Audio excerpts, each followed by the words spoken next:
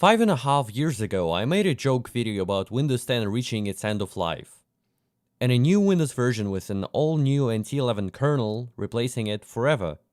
In 2020, it was an April Fool's video. Back in the day, Microsoft said countless times Windows 10 will be the last ever version of Windows to be released.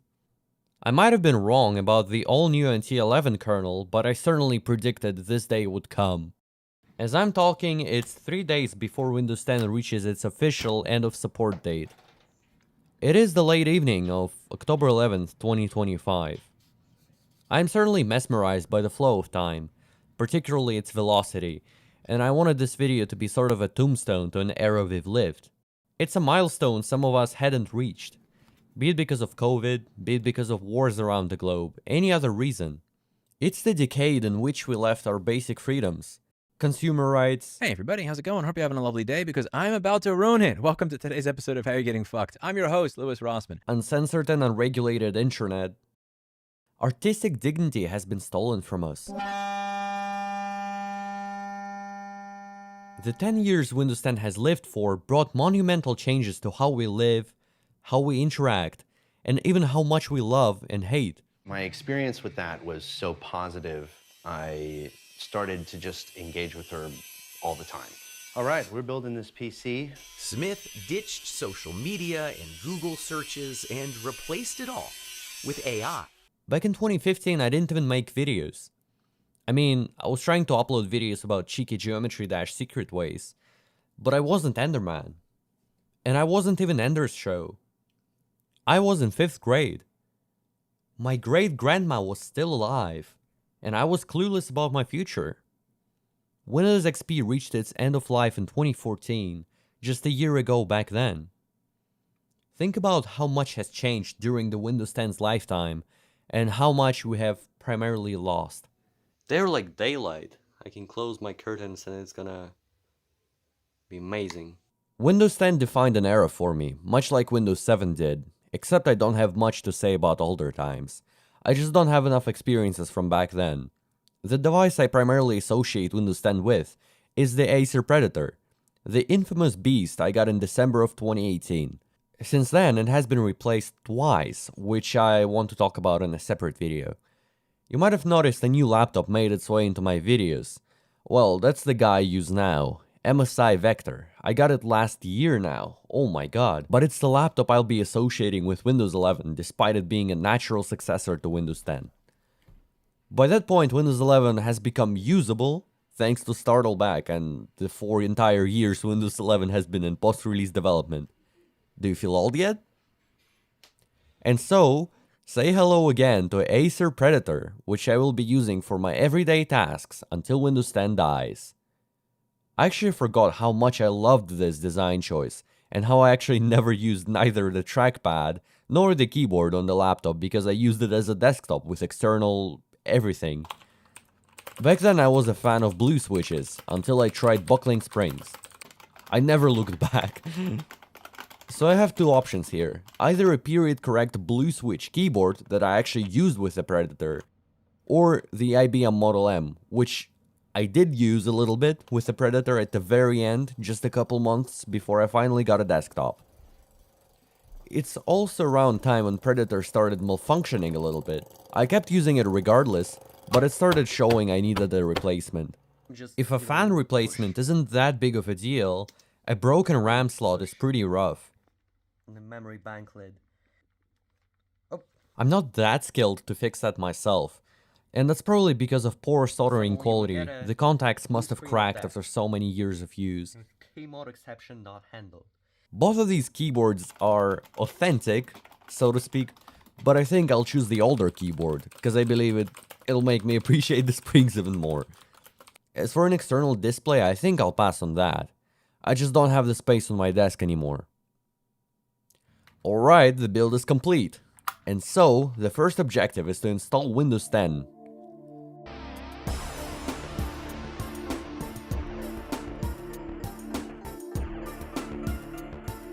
Oh wait, it's already installed. Holy cow, that's actually the old install from I don't know when.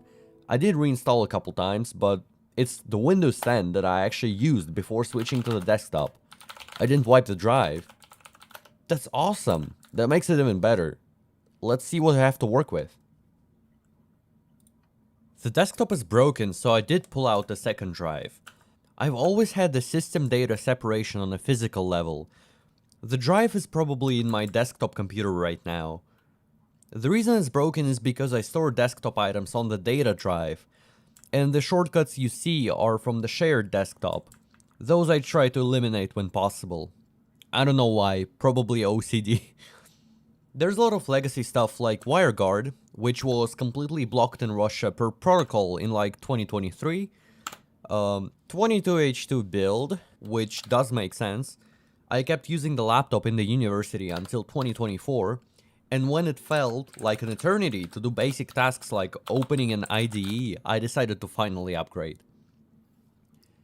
And when it was ultimately put on a shelf, I decided to disassemble the laptop and disconnect the display in order to capture the video from the graphics card directly. I intended to use it for experiments like Windows 365 on a real UEFI laptop with a goal to unbrick it. Unfortunately, that did not work and I just lost time. It's super interesting though how old laptops automatically redirect all the graphics output to the internal graphics card HDMI port whenever the display is disconnected. But not this one. It's really lame because that means I can't capture anything physically on this laptop. So all the footage I'll have to record on the laptop locally to then send it to my NAS and only then use it.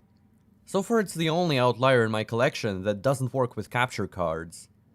This is a shame, because I wanted to feature it in my videos.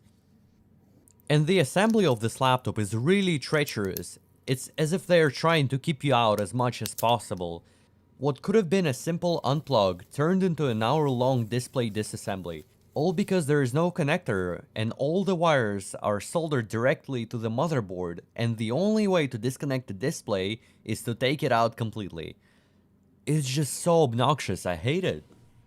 And in the end, it doesn't even work. The most basic feature of an integrated graphics card. Pfft, why would anyone need it, right? And it's not documented either, so I went into this blind. There's no other option. So this is what I'm trying to convey. The further we go, the worse for the consumer the technology gets. I wouldn't be able to rant like this during the Windows 7 end-of-life video because that Acer laptop worked swimmingly, and it's very repairable, although a little poorly designed from the inside, to be fair. There was no ill intent there, unlike here, is what I'm trying to say. Anyways, the first day is coming to an end, and I'll try upgrading Windows 10 to its latest release using Windows Update. Maybe upgrade the apps as well, bring it up to speed basically. And generally prepare for the Monday, since I'm employed and I'm a student, unfortunately. It's probably going to spill over to the Sunday, but it's fine because I have this weekend sorted out. Such a challenge gets exponentially harder the older you are. Once I have kids, I bet you guys won't see an upload from me in like a year. It's just how it is, unfortunately.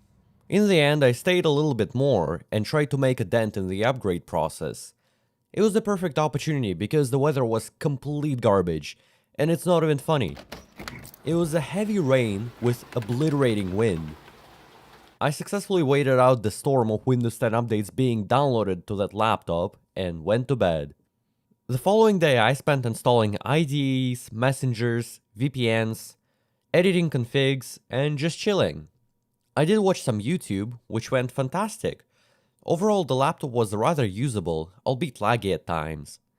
The performance decrease compared to my new laptop was noticeable, but it was just on the edge of being a deal breaker. Unplugged, however, it was totally unusable, which contradicts the idea of a laptop, but I never really used it as a laptop anyway, so that's a pass from me. Going in, I assumed the battery would be dead. I did have to replace the battery once in 2022 because it puffed up and died. An actual hazard 4 years into the laptop's lifespan. And while the replacement battery actually did lose in capacity, it wasn't as significant as I would have thought. It went from 20-ish% to 0 in a minute, but otherwise an entire hour of light work could be yielded from one full charge. For reference, the old battery, when the laptop was brand new, lasted an hour and a half at best. Which I did subscribe to, considering my use case, so it's perfectly fair. As the day had passed, I got pretty much prepared for anything the work week would possibly throw at me. And so I called it a day, stayed up super late because the weather just kept deteriorating.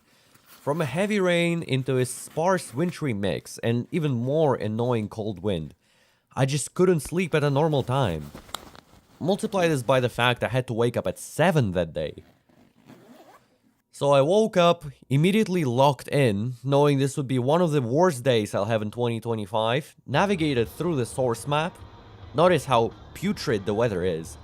It couldn't get any worse for driving. Hop on the lecture, time to be productive. Guess what happened? I connect the laptop and there's no power coming in. My first thought is that the power outlet is bad, because we all know they're not particularly looked after. Try another one, still no luck. Another one, nothing.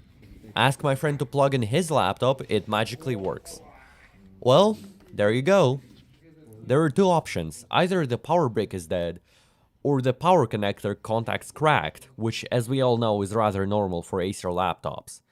I tried wiggling it around, connecting it from all the angles, and I got nothing. It doesn't work. Well, shit. I guess I have to use the battery now, and I have 2 lectures in a row. It's not gonna have enough power for 3 hours of writing things down and browsing the internet. The stupidest part is that it worked perfectly at 2 AM at home, then I pack it up, bring it here at 8 AM, and it doesn't work all of a sudden. What kind of luck is that? Should I just buy a lottery ticket? Still, it was unclear whether the contacts cracked, or the brick died, or maybe I was super lucky even, and both of these happened simultaneously. Anyways, luckily there weren't any urgent tasks on my jobs, because this knife into my back I did not expect at all. And the lectures were just filler content anyway, so there's that. When I got back home, I had to test the theory.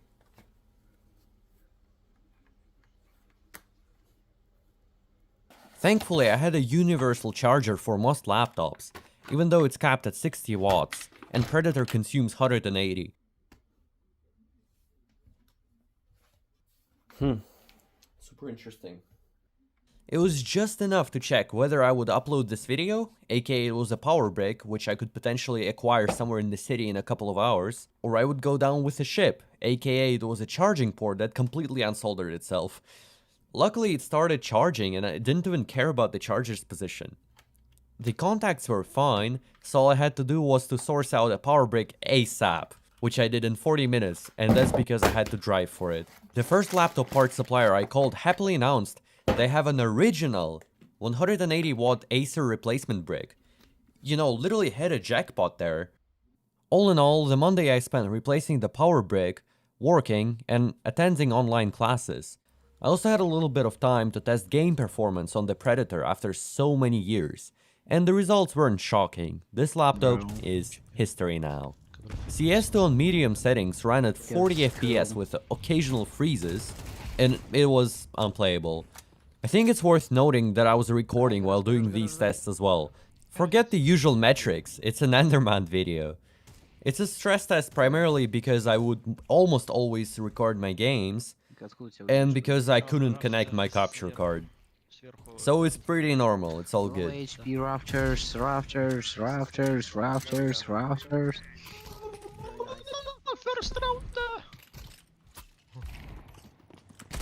Ну, хотя бы одного смажа забрал, уже хорошо, я доволен. Как крыша на крыше. Он перезаряжает. Отлично. Все, лаз школьничек где-то остался. На улице никого не было, когда я там был.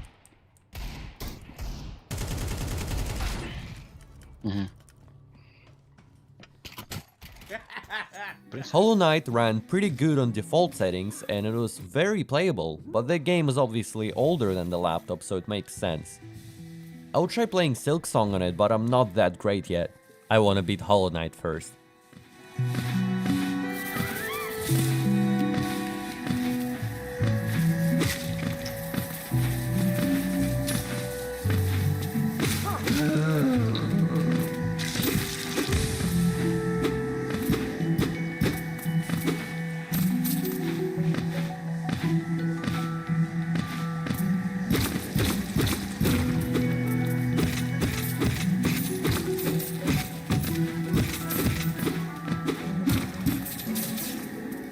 Clover Pit ran at 40 FPS. Now the question is, how does that run so horrid? I highly doubt it's a hardware issue, it's probably just super unoptimized. But it took me by surprise.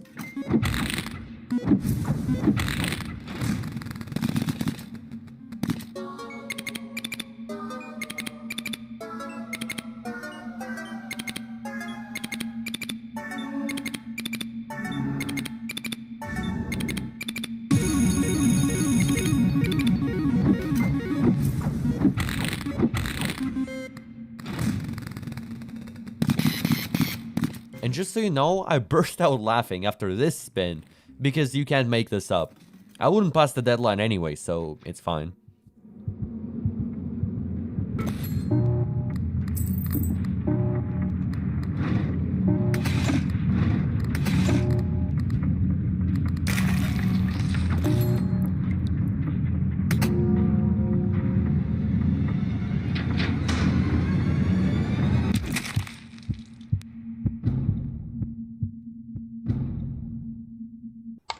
And Geometry Dash, oh gorgeous.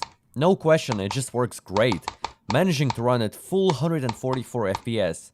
And what you hear in the background is the mic of the Acer Predator. I don't remember it being that bad, but goddamn it sucks. Cover your ears. I think I always used an external mic with it. Nonetheless, I believe it's authentic you listen to how trash it sounds.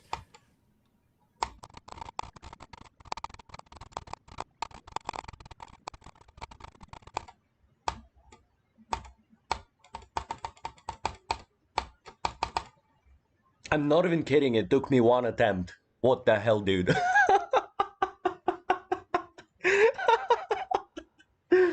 Dude, I have not played this game in so long. Why is this so easy? Good morning. Windows 10 has died. Today is October 14th. And I have this guy here. Well, I didn't make my bed yet, but it doesn't really matter. Just see if anything has changed at all. The weather cleared up, by the way. Was it the Windows 10 agony that was causing all the rain? Any notification? As you can see, October 14th, 2025. It's the end of life, end of support for Windows 10. Open VPN Connect. Okay, that's not what I expected. At least a notification. Is there going to be anything at all? I remember seeing the Windows 10 end of life notification online, but I'm not sure if I'm gonna spawn it here. Maybe it requires Windows Update to download things to run. Anyways, we'll see. Back to the video. Well, as I'm speaking, it is October 14th, and Windows 10 has indeed died. But there's nothing abrupt that happened. I didn't even receive a notification. But I'm assuming it's going to roll out gradually within the next few days. Windows Update is quiet as well, and that's pretty much it. Windows 11 has finally taken over.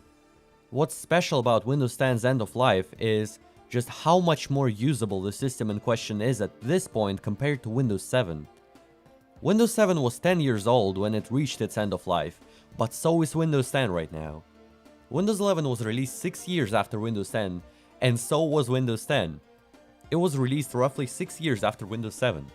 And despite all these similarities, Windows 10 remains significantly more usable compared to Windows 7 back in 2020. I can't wrap my head around why that is, but maybe the hardware has improved exponentially while the timescale is linear.